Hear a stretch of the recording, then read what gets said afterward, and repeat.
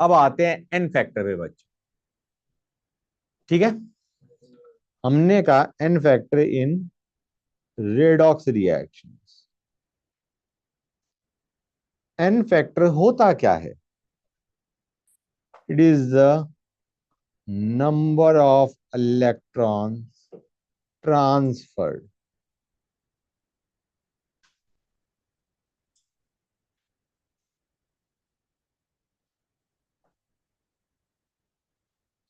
per molecule of substance।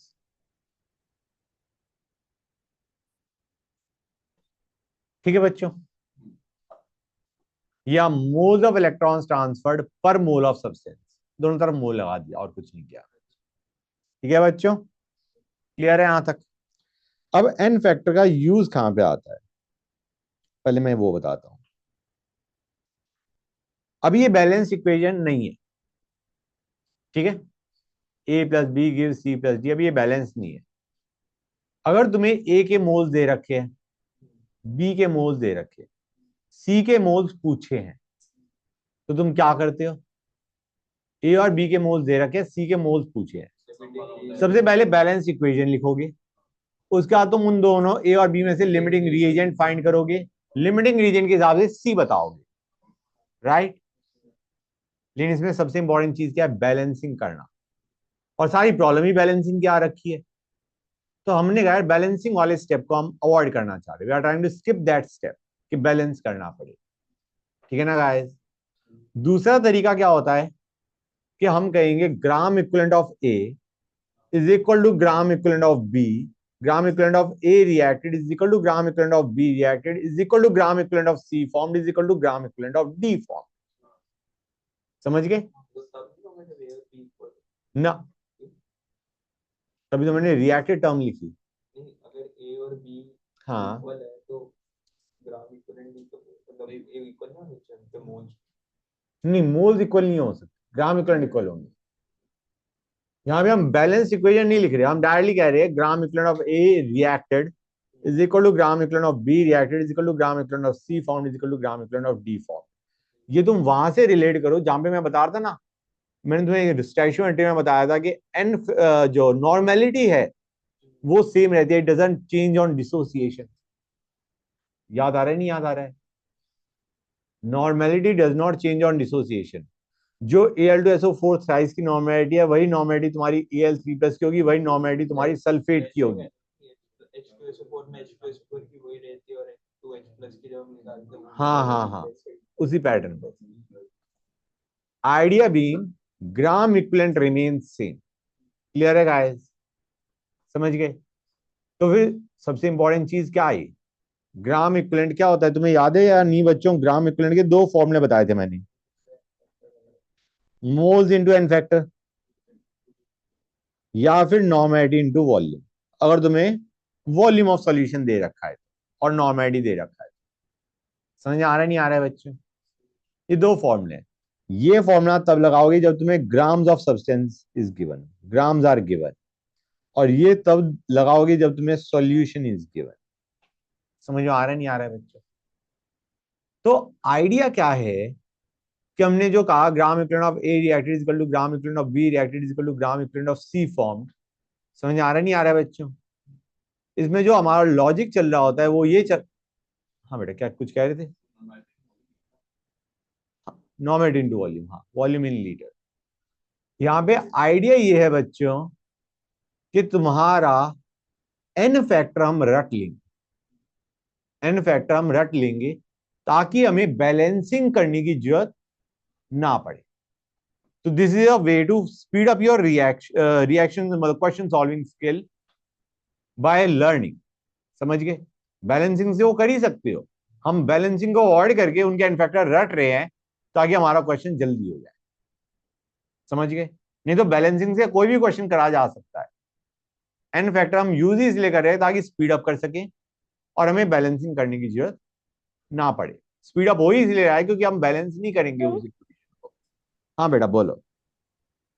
Capital N normality denote कर रहा है, हाँ बेटा, एन इंटू हाँ वॉल्यूम। ये एन फैक्टर है, ये नॉर्मेलिटी है। ओके। हाँ बेटा क्या कह रहे थे? क्वेश्चन में गिवन होगा कि कहाँ पर जा रहा है रिड्यूस या कहाँ पे ऑक्सीडाइज हो रहा है। नहीं, अब जो मैं तुम्हें एग्जांपल दूंगा ना इनफैक्टर, मैं इनफैक्टर जो करवाऊंगा, तो अलग अलग हाँ हर एक का अलग अलग होगा, लेकिन ज्यादातर इक्वेशंस ऐसी आएंगी जो कि तुमने पढ़ रखी है, और नहीं आएंगी तो तुम रिलेट कर रहे होगे कि यार यही कर देते। समझ गए? You will have to learn it. अब जो मैं जितना भी बता रहा हूं, you will have to learn it. Okay, let me start. बच्चों देखो, FeSO4 फेरस सल्फेट, अगर मैं इसे ऑक्सीडाइज करता हूं तो ये कहां जाएगा? सल्फर तो ऑक्सीडाइज नहीं हो सकता, आयरन जाएगा +2 से +3। अब मुझे बताओ, what is the n factor for FeSO4? सुनते आना बच्चों, अभी बोलना नहीं है, मतलब ये मैंने क्वेश्चन बोल दिया लेकिन I want to give the answer. नहीं, 1 है। सुनते आओ बच्चों। Guys, FeSO4 is going to Fe3+, right? समझ गए? अब ये मैं एन फैक्टर पूछा किसका गया है? FeSO4 का। पहली चीज, इसमें Fe2SO4 थ्राइस टाइप कुछ बन रहा होगा, जो भी बन रहा होगा हमें नहीं पता, हमने तो Fe3+ लिख दिया। समझ गए बच्चों? Fe2+ गोइंग टू Fe3+, मतलब मैं यहाँ पे सल्फेट को हटा सकता हूँ कि sulphate is not taking part in the redox reaction. हाँ है ना बच्चों?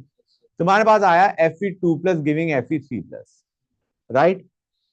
FeSO4 में तुम्हारा Fe2+ Fe3+ में जा रहा है, जो हमारा ऑक्सीडाइजर रिड्यूस नहीं हो रहा उसे हटा दो। समझ गए guys?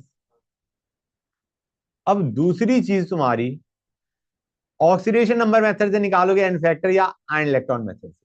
Ion electron is definitely better, जबकि मैंने, क्योंकि उसमें तुम एन फैक्टर औरों के लिए भी निकाल सकते हो, और चीजों के लिए। समझ गए? जो कि तुमने ज्यादा कहां पे सीखा था? इलेक्ट्रोकेमिस्ट्री के टाइम पे।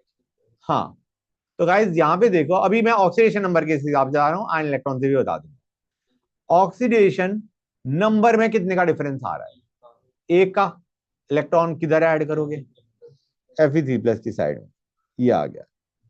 अब मुझे बताओ, पर मोल या पर मॉलिक्यूल या पर ion of Fe2+ electron transferred कितने हैं? एक। तो यहां पे एन फैक्टर फॉर Fe2+ क्या आएगा? एक। Fe3+ के लिए एन फैक्टर क्या होगा? अगेन 1। Fe3+ के लिए भी एन फैक्टर 1 है। N factor is just the electron transferred. नहीं, अभी बताता हूं, उसका एप्लीकेशन दियो, तुम पूछ रहे हो, अभी गिव मी टाइम। नहीं नहीं, मैं नॉर्मली कह रहा हूं कि Fe3+ के लिए एन फैक्टर क्या है। जब तुम ग्राम इक्विवेलेंट इक्वेट करते हो, gram equivalent of Fe2+ equal to gram equivalent of Fe3+, तो तुम क्या करोगे? तुम लिखोगे moles of Fe2+ into n factor of Fe2+ is equal to moles of Fe3+ into n factor of Fe3+। दोनों का एन फैक्टर चाहिए ना बेटा? Fe3+ का एन फैक्टर भी 1 है। नहीं, जरूरी नहीं है, अभी बताऊंगा।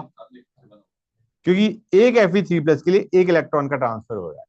इलेक्ट्रॉन ट्रांसफर्ड पर मॉलिक्यूल या पर moles of electron transferred per mole of species. एक Fe3+ के लिए एक इलेक्ट्रॉन का ट्रांसफर हो रहा है, एक Fe2+ के लिए एक इलेक्ट्रॉन का ट्रांसफर हो रहा है। समझ में आया नहीं आया, ये बताओ मुझे।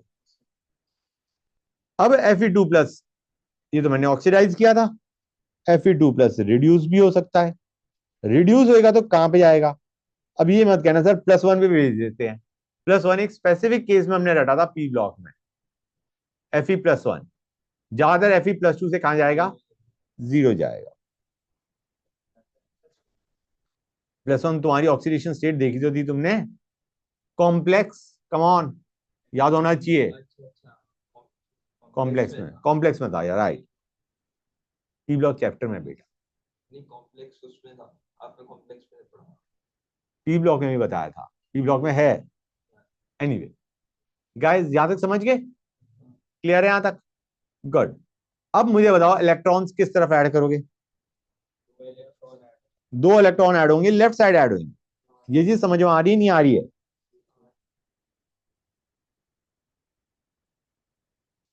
अब एन फैक्टर Fe2+ के लिए क्या है? 2। Fe के लिए क्या है? 2, Fe के लिए भी n factor is 2, Fe2 plus के लिए n फैक्टर इज 2। समझ में आया नहीं आया? Let me know. क्लियर है गाइस? Very good. अच्छा, अगर Fe3 प्लस कोई बंदा रिड्यूस कर रहा है, मतलब कोई रीजन रिड्यूस कर रहा है Fe3 प्लस को, तो तुम कहोगे सर हम तो कंफ्यूज हो गए, Fe2 प्लस में भेजिए या Fe में भेजिए। तो ज्यादा याद रखना, अगर आयंस है तो वो तुम्हारे सॉल्यूशन में भी आयंस देना चाह रहे हो। तो Fe3 प्लस से हम Fe2 प्लस भेजना चाहेंगे रेदर देन Fe3 प्लस से Fe बच्चों। क्लियर हुआ है नहीं हुआ? Normally we keep it in ions. जैसे Cu2 प्लस है, Cu2 प्लस को रिड्यूस करोगे किस में भेजोगे? Cu में या Cu प्लस में? Cu plus is preferred. समझ में आया नहीं आया? Cu2 प्लस Cu प्लस में जाना प्रेफर करेगा as compare to Cu। Cu होगा तो they will give something in the question, Cu deposited, ऐसे लिखा हुआ आ गया। समझ में आ रहा है नहीं आ रहा है बच्चों? अब आते हैं ऑक्सैलिक एसिड पे। H2C2O4।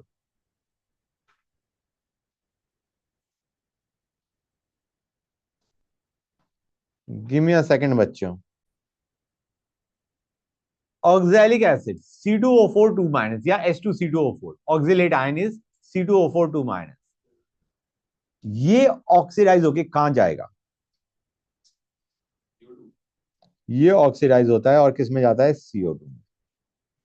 अब देखो बच्चों, C2O4 2 minus going to CO2। Guys मैं एक काम करता हूं, मैं आयन इलेक्ट्रॉन से करता हूं इस बार। मैं ऑक्सीडेशन नंबर का डिफरेंस नहीं देखना चाह रहा। ठीक है बच्चों? फिर तुम्हें स्टेप वाइज जाओगे तो तुम वैसे क्या करते पहले हो इसको बैलेंस करते, balance the atom cutting oxide और रिड्यूस। फिर तुम देखते डिफरेंस इन ऑक्सीडेशन नंबर। नहीं, बात एक नहीं है, कितने का डिफरेंस आएगा? 2 का। लेफ्ट साइड में प्लस है, राइट साइड में +4 है और 2 कार्बन। हाँ, तो 2 का डिफरेंस आएगा और किस साइड में ऐड करोगे? इस साइड में ऐड करोगे। अब मुझे बताओ C2O4 2 माइनस के लिए फैक्टर क्या है? 2 है। और CO2 के लिए फैक्टर क्या है? 1। समझ में आया नहीं आया बच्चों? गेटिंग द आइडिया और not? That's good, great. SO2। हाँ बेटा। अब ये हमें ये याद रखना है ना कि ये ऑक्सीडाइज होके कहा जाता है, मतलब फैक्टर। मैं एक काम करता हूं, पहले C2O4 2 माइनस का ही एक केस लेता हूं।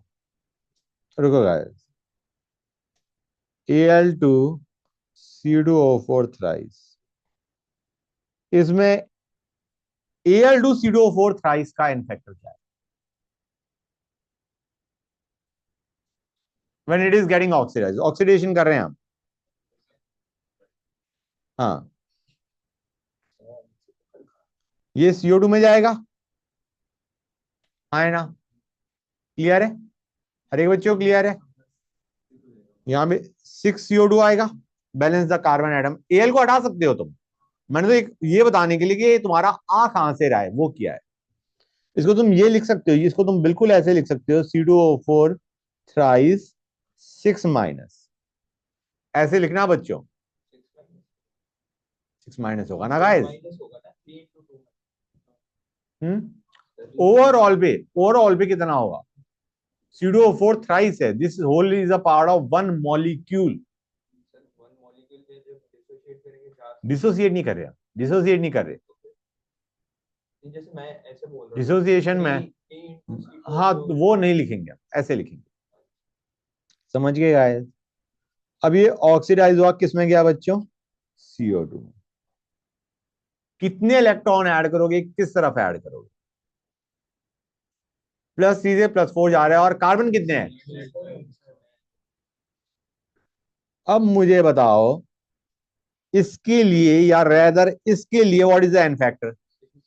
और CO2 के लिए एन फैक्टर क्या है? 1। समझ में आया नहीं आया? क्लियर हुई ये चीज या नहीं हुई? हाँ, एक CO2 के लिए एक इलेक्ट्रॉन का ट्रांसफर हो रहा है। और Al2C2O4 थ्राइस के लिए एन फैक्टर क्या आ गया हमारा? 6। So nice. समझ गए ना बच्चों? गुड। अब आते हैं SO2 पे। अब आते हैं SO2 पे। SO2 को मैंने ऑक्सीडाइज किया, सल्फर कहां से कहां जाएगा बच्चों? SO4 2 माइनस में जाएगा, दैट्स ग्रेट। अब एक काम करते हैं, मैंने ऑक्सीडेशन नंबर कई बार कर लिया, आयन इलेक्ट्रॉन से जाते हैं, ठीक है ना गाइस? बैलेंस है, एटम गेटिंग ऑक्साइड या रिड्यूस, बैलेंस है। Balance hydrogen, sorry oxygen, balance hydrogen, balance charge. Clear हुआ है नहीं हुआ बच्चों? SO2 के लिए फैक्टर क्या है? 2। SO4 2 माइनस के लिए फैक्टर क्या है? 2। H+ के लिए फैक्टर क्या है, जो कि हम किसमें यूज करते थे? इलेक्ट्रोकेमिस्ट्री में। फैराडेज लॉज में कितना H+ जनरेट हो गया इलेक्ट्रिसिटी पास करने से? It will be 1/2। समझ आ रहा नहीं आ रहा है? इलेक्ट्रोकेमिस्ट्री में नहीं बताया था तुम्हें? यू मस्ट बी रिमेम्बरिंग कितना H+ जनरेट हो गया, कितना pH आ गया, कुछ भी पूछ सकते हैं। समझ में आया नहीं आया बच्चों? 4H+ के लिए 2 इलेक्ट्रॉन्स का ट्रांसफर हो रहा है, तो 1H+ के लिए कितने इलेक्ट्रॉन्स का ट्रांसफर हो रहा है? समझ में आया नहीं आया बच्चों? Very good, great. HI को मैं ऑक्सीडाइज कर रहा हूं, ऑक्सीडाइज कर रहा हूं, कहां जाएगा बच्चों? ये जाएगा I2 में। जरा मुझे बताओ, अब यहां पे आयरन इलेक्ट्रॉन से जा रहा हूं, ऑक्सीजन बैलेंस है क्योंकि है ही नहीं। आयोडीन हमने बैलेंस कर चुके हैं, सबसे पहले आयोडीन बैलेंस किया, फिर ऑक्सीजन को देखा ऑक्सीजन है नहीं, हाइड्रोजन को बैलेंस किया, इलेक्ट्रॉन, 2 इलेक्ट्रॉन। HI के लिए फैक्टर क्या है? 1। और I2 के लिए फैक्टर क्या है? ग्रेट। अब आते हैं Fe2SO4 थ्राइस। अब देखना बच्चों, इसको मैं रिड्यूस कर रहा हूं, कहां जाएगा बच्चों ये? Fe2+ में जाएगा, Fe में नहीं भेजेंगे, Fe2+ में भेजेंगे। अब मुझे बताओ what is the n factor for Fe2SO4 thrice? Remember guys, ये वैसा ही केस है जैसा तुम्हारा Al2CO4 थ्राइस था, क्योंकि तुम्हारे पास क्या है? Fe2, तुम्हारे पास क्या है? Fe2 6+ गिविंग 2F, पहले Fe2+ लिखता हूं मैं, और यहां पे मैंने 2 लिख दिया, तो अब तुम इधर 2 इलेक्ट्रॉन ऐड करोगे, तो Fe2SO4 थ्राइस के लिए फैक्टर क्या है? 2। और Fe2+ के लिए फैक्टर क्या है? 1। समझ में आ रहा है नहीं आ रहा है बच्चों? हाँ बेटा बोला। सर मैं देख रहा था, आपने तो ऐसे लिखा था कि T इंटू Fe2+ करके, मतलब जो Fe2 6+ आप लिख रहे कोई हो। बात नहीं, अभी बता रहा हूं, अभी ध्यान दो। अरे मैं तो वो कंफ्यूज हो इससे कंफ्यूज अभी तो नहीं हो रहे ना इस पार्ट पे, वो वाला ये जो अभी करवा रहा हूं उस पर ध्यान दो, पुराने वाले को भूल जाओ, फॉरगेट इट। हाँ बेटा।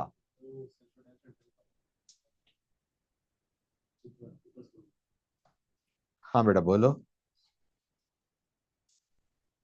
चेक कर रहे हो? कर लो, हो गया, गुड। अब आते हैं Cr2O7 2-।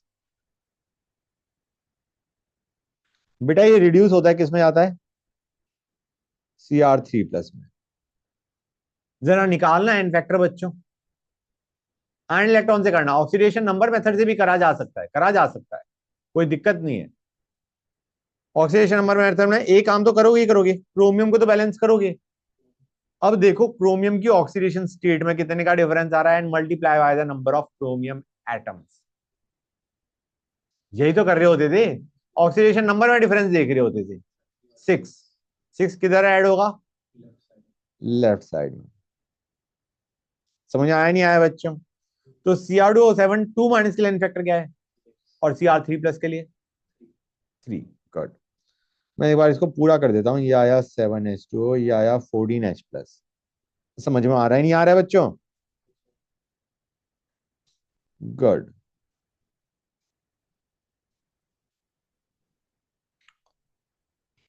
यहां से तुम देख सकते हो, यही आ रहा, अब कोई H प्लस के लिए एन फैक्टर पूछ रहा है तो क्या आएगा? 6/14। समझ आ रहा है नहीं आ रहा है बच्चों? अब आते हैं KMnO4 पे। KMnO4 बेटा इसमें मीडियम क्या है ना, वो आ जाता है, बहुत बड़ा रोल। हाँ, अगर मैं MnO4 माइनस को ले रहा हूं एसिडिक मीडियम में, तो ये जाता है Mn2 प्लस में। एन फैक्टर क्या होगा? 5। Good. Difference in oxidation state या नंबर से निकाल लो, oxidation number is more correct. हाँ बेटा। सर हाँ बेटा बोलो। सर आपने H प्लस का एन फैक्टर कैसे निकाला था? बेटा फिर आप 14 H बता प्लस दो। के लिए 6 इलेक्ट्रॉन्स का ट्रांसफर हो रहा था, तो एक H प्लस के लिए कितने इलेक्ट्रॉन्स का ट्रांसफर होगा? 6/14। 14 H प्लस के लिए 6 इलेक्ट्रॉन्स का ट्रांसफर हुआ, तो एक H प्लस के लिए कितने इलेक्ट्रॉन्स का ट्रांसफर हो रहा है? 6/14, that is the n factor. समझ में आया नहीं आया? Okay sir. Yes sir. हाँ, जब हम ऑक्सीडेशन से करेंगे या फिर आयन इलेक्ट्रॉन? किसी से कर लो, आंसर तो सेम आना है। नहीं, इससे तो RNA आप बोलते हो ना कि इससे कभी अगर गलत भी आ जाए। हाँ नहीं नहीं, वो मैं ऑर्गेनिक में बता रहा होता हूँ कि तुम्हारा आयन इलेक्ट्रॉन इज प्रेफर्ड। ठीक है बेटा? मतलब डिफरेंस इन ऑक्सीडेशन स्टेट से इन फैक्टर आ रहा है ऑक्सीडेशन नंबर से, हाँ, ऑक्सीडेशन नंबर का वो डिफरेंस। इन फैक्टर देगा। हाँ बेटा, correct. Difference in oxidation number gives an factor. अगर तुम ऑक्सीडेशन नंबर मेथड से कर रहे हो, आयन इलेक्ट्रॉन से कर रहे हो, तो तुम कईयों के एन फैक्टर निकाल सकते हो। मीडियम में जो हाँ, आयन है उनका भी एन फैक्टर निकल जाता है। अब आते हैं केमनो4 का। एसिडिक कर लिया हमने, अब आते हैं dilute alkaline. It goes to MnO2।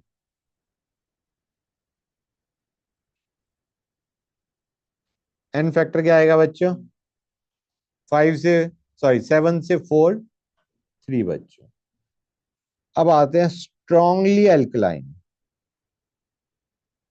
Strong alkaline पर मैग्नेट किस में जा रहा है? मैग्नेट में। एन फैक्टर क्या आ गया? 1 बच्चों।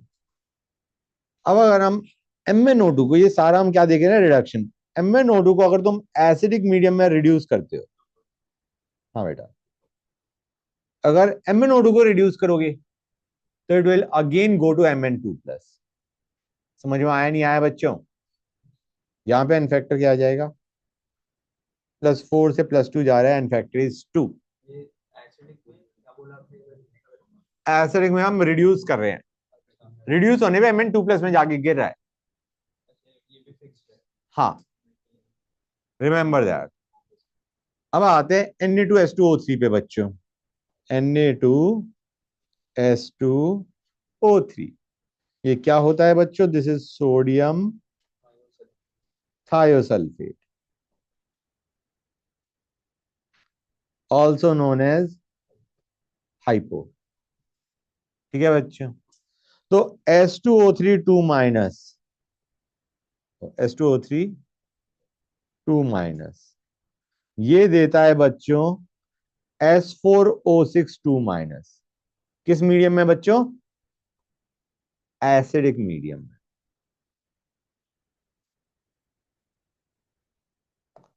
जरा मुझे बताओ एन फैक्टर क्या होगा दोनों के लिए, निकालने की कोशिश करो। आयन इलेक्ट्रॉन से कर लो, आसानी से आ जाएगा। बैलेंस एटम्स गेटिंग ऑक्साइड और reduced, balance oxygen, balance hydrogen, balance. Good.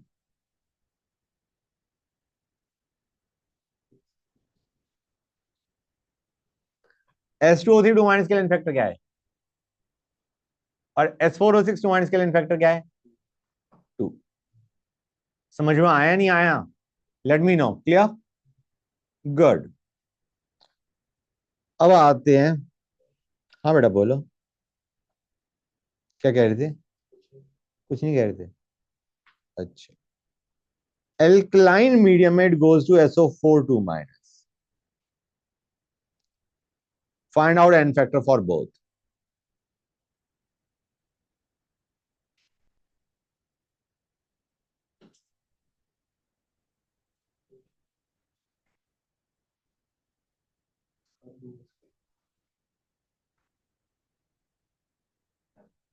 कितना आएगा बच्चों तुम्हारा?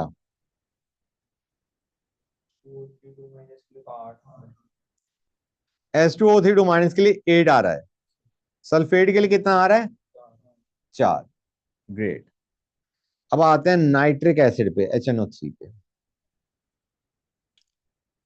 ठीक है बच्चों, NO3 माइनस, ये कंसंट्रेटेड अगर तुम लेते हो, ये तुम्हारे पी ब्लॉक में थोड़ा बहुत हेल्प कर रहा होता है, it goes to NO2। N factor क्या आएगा बच्चों? 1 +5 से +4 जा रहा है। हाँ बेटा, डाइल्यूट HNO3 लोगे, dilute, it goes to NO। N factor क्या आएगा बच्चों? 3 आ जाएगा, +5 से +2 जा रहा है 3। NO3 माइनस, वेरी डाइल्यूट, ये याद मत करना, it goes to NH4+। N factor क्या आएगा? NO3 माइनस का एन फैक्टर देख रहा हूं मैं, बताओ।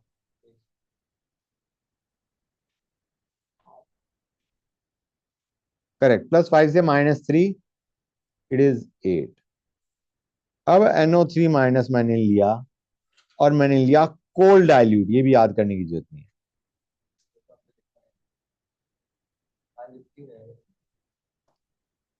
एक बार प्रैक्टिस तो हो जाएगी ना, एक बार आंखों के थ्रू चला गया तो आइडिया इज, कुछ एग्जाम में बाई चांस आ गया, you will be able to relate. अब NH2OH में ये आती है समस्या, यहां पे तुम ऑक्सीडेशन नंबर करोगे नाइट्रोजन का, there is a chance you might make a mistake, वह चांसेस कम ही है, लेकिन इनमें प्रेफरेबल क्या होता है? Ion electron.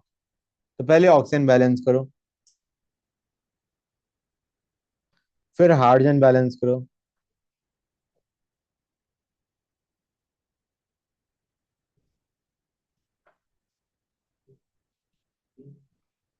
कितना आएगा बच्चों? क्या कह रहे हो गाइस?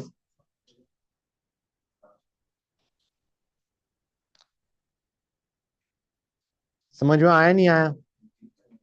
क्लियर है? तुम इसका ऑक्सीडेशन स्टेट निकालो, नाइट्रोजन का पता चल जाएगा तुम्हें। नाइट्रोजन की ऑक्सीडेशन स्टेट क्या आ रही है?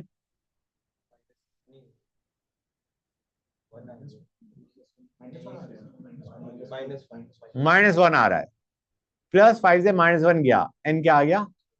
6। ऑक्सीडेशन नंबर लगाना जब आसानी से निकल जब आसानी से निकल रहा है तो तुम ऑक्सीडेशन नंबर यूज करो, क्योंकि वो शॉर्ट है, क्विक है, लेकिन आयन इलेक्ट्रॉन तुम्हें कई इंफॉर्मेशन ज्यादा देता है। समझिए गाइस? गुड। H2O2 है, ये देता है H2O रिड्यूस होने पे। एन फैक्टर क्या होगा H2O2 के लिए? -1 से -2 जा रहा है, और 2 ऑक्सीजन है। H2O2 के लिए एन फैक्टर क्या होगा? क्या कर रहे हो बेटा? पूरा बैलेंस करना पड़ेगा। नहीं, तुम बैलेंस करे बिना भी निकाल सकते थे, जो तुमने नहीं निकाला। सही। ऑक्सीजन -1 से -2 जा रहा है, 2 ऑक्सीजन है, तो N factor should be 2। H2O2 के लिए, H2O2 के लिए N factor will be 2, H2O के लिए 1, H+ के लिए 1। समझ में आया नहीं आया? बच्चे कहेंगे सर ऑक्सीडेशन नंबर नहीं कर रहे, आयन इलेक्ट्रॉन कर रहे हैं। ठीक है, अब मैं H2O2 को O2 भेज रहा हूं, ऑक्सीडाइज कर रहा हूं। एन फैक्टर क्या आने वाला है? -1 से 0, 2 ऑक्सीजन है, n factor will be 2 for H2O। Oxidise होने में भी 2, रिड्यूस होने में भी 2। Fe2+ को अगर तुम ऑक्सीडाइज करते हो तो किस में जाएगा? +3 में, एन फैक्टर इज 1 अगर ऑक्सीडाइज करते हो तो, और Fe2+ को रिड्यूस करते हो तो Fe में जाएगा, एन फैक्टर इज 2 बच्चों। Fe2 प्लस Fe3 प्लस में जा रहा है इनफैक्टर 1 है Fe2 प्लस का, Fe2 प्लस Fe में जा रहा है इनफैक्टर 2 है। हाँ Fe 0, हाँ Fe पे जाएगा। अब देखो NO2 माइनस या HNO2, HNO2 को अगर ऑक्सीडाइज करोगे तो कहां जाएगा? NO3 माइनस में भेज दो, मतलब HNO3 में। इनफैक्टर क्या आएगा HNO2 के लिए? +3 से +5 जा रहा है 2, HNO2 को मैंने NO में भेज दिया रिड्यूस करने पे। इनफैक्टर क्या आएगा बच्चों? +3 से +2 जा रहा है 1। ठीक है बच्चों, हाँ या ना? गुड। अब मैं एक अच्छा सा केस ले रहा हूं, FeC2O4, इसको ऑक्सीडाइज कर रहे हैं तो एक प्रोडक्ट क्या देगा? ऑक्सीडाइज कर रहे हैं, what will be the product that you will get? C plus और CO। करेक्ट, दोनों ऑक्सीडाइज होंगे, Fe2 प्लस Fe3 प्लस में जाएगा, C2O4 2 माइनस CO2 में जाएगा।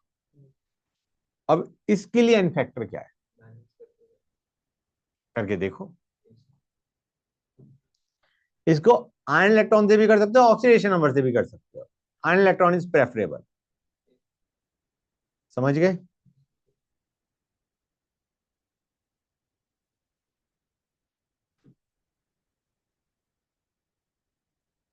करो गाइस। FeC2O4 का तो 3 आ जाएगा। FeC2O4 का इनफैक्टर विल बी 3। समझ गए? ध्यान से देखो बच्चों, आयरन +2 से +3 गया, कितने का डिफरेंस आया? +2 से +3 गया, 1 का डिफरेंस आया। कार्बन तुम्हारा +3 से +4 गया, कितने का डिफरेंस आया? लेकिन 2 कार्बन है हमारे, FeC2O4 में 2 है, FeC2O4 में 2 कार्बन है, तो 2 + 1 3 बच्चों। समझ में आ रहा है नहीं आ रहा है गाइस? क्लियर टू एवरीबॉडी और नॉट? समझ गए ना? समझ गए? गुड। अच्छा, अगर मैं ये लेता हूं, ये ऐसे ही मैंने अपनी मर्जी से बनाया है, इसके लिए इनफैक्टर क्या होगा? तो C में जाएगा, इसमें 3 प्लस और Fe3 प्लस में जाएगा और CO2 में जाएगा। तुम देखो यहां पे आया 1 का डिफरेंस, यहां पे आया तुम्हारा +3 से +4 जा रहा है, लेकिन कार्बन कितने हैं? 5 का 4 है, हाँ है ना? 4 + 1 इट विल बी 5। 5 है। हाँ, इनफैक्टर इज 5। मजा आया नहीं आया बच्चों? नहीं आया? आ रहा है ना? वेरी गुड, आना भी चाहिए। समझ गए गाइस? Very good. आगे चलें? अरे कर लिया नोट, नहीं कर लिया? ओके, अब आते हैं एन फैक्टर फॉर, सुनते आओ बच्चों, n factor in case of disproportionation.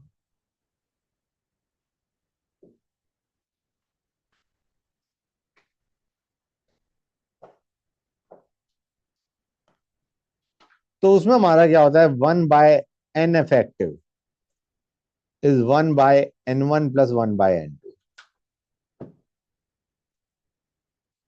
where n1 and n2 are the n factors in oxidation and reduction half. Example लेते हैं, आसानी से होएगा। Br2 giving Br minus plus BrO3 minus,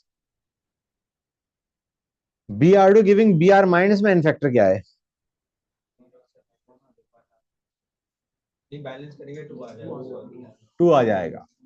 ये ले Br2 giving 2 Br minus, difference तुम्हारा 0 से -1 जा रहा है, लेकिन 2 ब्रोमीन है तो Br2 का इन फैक्टर, Br2 का n factor in Br2 giving Br minus is 2। अलग अलग करके लिखूंगा ऑक्सीडेशन। हाँ, अब आते हैं ऑक्सीडेशन हाफ। यहां पे इन फैक्टर ब्रोमीन का क्या है, 0 से +5 और 2 ब्रोमीन है, इट विल बी 10। तो Br2 का इन फैक्टर क्या आने वाला है, 1/2 + 1/10 is equal to 1/n effective. N effective is the n factor for Br2.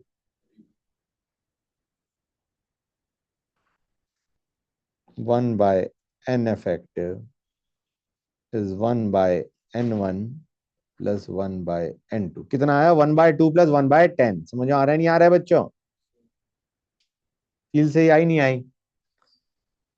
ज्यादातर इन क्वेश्चन में क्या पूछेंगे, इक्विवेलेंट वेट ऑफ ब्रोमीन क्या है। ऐसे क्वेश्चन में क्या पूछते हैं, इक्विवेलेंट वेट ऑफ ब्रोमीन क्या है। इक्विवेलेंट वेट पता है क्या होता था, molecular mass by n factor. कोई कहेगा इक्विवेलेंट वेट ऑफ Br2 क्या है, molecular mass of Br2 by n effective. समझ में आया नहीं आया बच्चों, sure you got that, very good. आगे करें, हाँ बेटा, इनफेक्टिव ऑफ Br2। ये इनफेक्टिव ऑफ Br2 है, बिल्कुल सही। हाँ हाँ,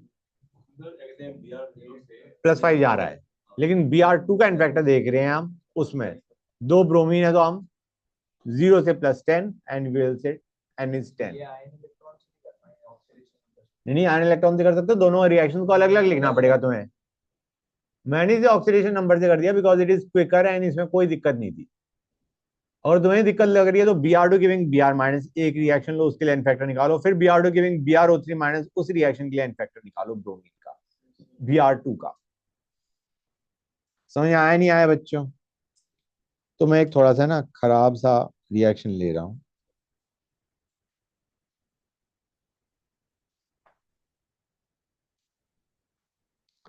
बताओ P4 के लिए एन फैक्टर क्या होगा।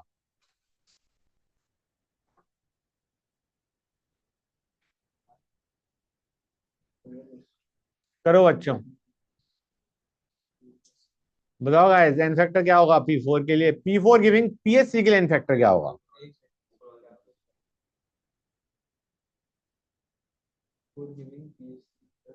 हमें ऑक्सीडेशन रिडक्शन आप अलग अलग करके करना ना वैसे। हाँ, नॉर्मल अगर करना है तो अलग अलग करके करो। और तुम्हें लग रहा है कि ऑक्सीडेशन नंबर इज थोड़ा difficult, use ion electron. Ion electron में तुम्हें अलग से रिएक्शन लिखनी पड़ेंगी दोनों, और उन्हें बैलेंस करना पड़ेगा और एन फैक्टर निकालना पड़ेगा।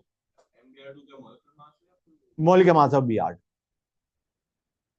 P4 का पहले में तो 12 आ जाएगा। ग्रेट, 12 आएगा।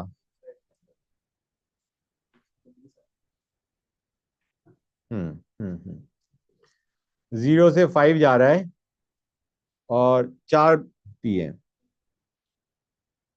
20। N effective can be fraction, no problem in that. ठीक है ना बच्चों, समझ में आया नहीं आया guys, that's good, that's great. अब मैं बात कर रहा हूं, एक और केस ले रहा हूं, one more last, H2O2 giving H2O + O2।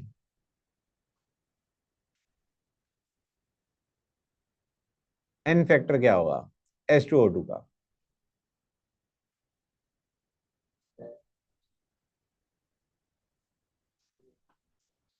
वैसे तो सेम ही रहता है।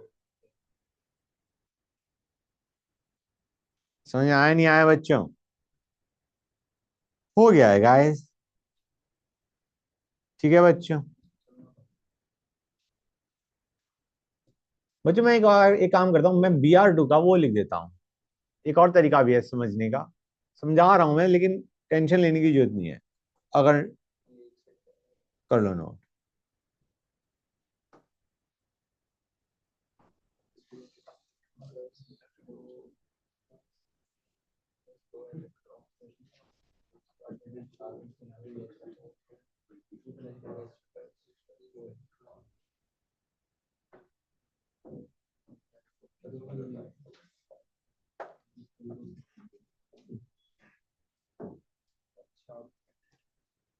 वो लाइन कर रहा है ना इलेक्ट्रॉन। Br2 के लिए बता रहा हूं गाइस, होता क्या है, क्रक्स क्या होता है, ये चीज समझ गए, दोनों हाफ रिएक्शन लिख दी। अब तुम इसको मतलब बैलेंस कर रहे हो, idea is you are balancing it, समझ आ रहा है नहीं आ रहा है बच्चों? इसको 5 से मल्टीप्लाई किया, इसको 1 से मल्टीप्लाई किया, राइट? ओवरऑल रिएक्शन क्या बनेगी?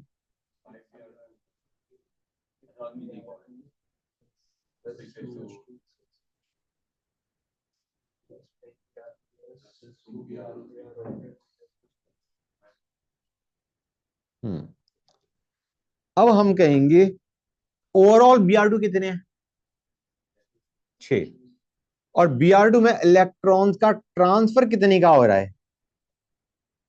एलसीएम ऑफ 2 and 5, हमने अभी क्या, सॉरी 10 and 2, ये देखो। हाँ, Br2 ने मतलब इस रिएक्शन में कितने इलेक्ट्रॉन्स का ट्रांसफर किया?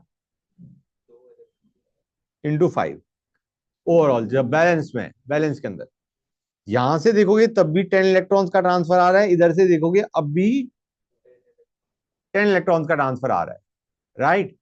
मतलब हमने बैलेंस, जैसे तुम इसको इलेक्ट्रोकेमिस्ट्री से रिलेट करो, जब हम रिएक्शन नहीं लिख रहे होते थे, रिएक्शन का ओवरऑल सेल रिएक्शन लिख रहे होते थे, तो इलेक्ट्रॉन कट आउट कर रहे होते थे हम, हाँ है ना बच्चों? ऑक्सीडेशन और रिडक्शन में इलेक्ट्रॉन्स कैंसिल आउट कर रहे होते थे, राइट? तो यहाँ पे हम वही काम कर रहे हैं, और वहां पे हम एन क्या लेते थे? Electrons transferred in the balance chemical reaction. हाँ, 0.059 बाय एन की बात कर रहा हूँ मैं उस एन की बात कर रहा हूँ, electrons transferred in the balance chemical reaction. यहाँ पे भी हम कह रहे हैं एक ऑक्सीडेशन आवे, एक रिडक्शन आवे, इसमें electrons transferred in the overall reaction कितने हैं? 10। अब 6 Br2 ने में 10 इलेक्ट्रॉन्स का ट्रांसफर हो रहा है। 6 Br2 जब लिए तुमने तो 10 इलेक्ट्रॉन्स का ट्रांसफर हुआ, तो एक Br2 के लिए कितने इलेक्ट्रॉन्स का ट्रांसफर हुआ? एक Br2 के लिए 10/6 इलेक्ट्रॉन्स का ट्रांसफर हुआ। समझ में आ रहा है नहीं आ रहा है बच्चों? And now you have got your n factor बच्चों, electrons transferred per mole of electrons transferred per mole of substance. हाँ बिल्कुल छोड़ सकते हैं, मैंने बता दिया तुम्हें एक चीज, समझ गए? Just to related to electrochemistry. हाँ, लेकिन तुम अब ये समझ गए ये आ कहां से रहा है, वो तो हमने एक फॉर्मूला रट के काम चला लिया। समझ में आया नहीं आया बच्चों? Clear to everybody? Very good guys, just one sec.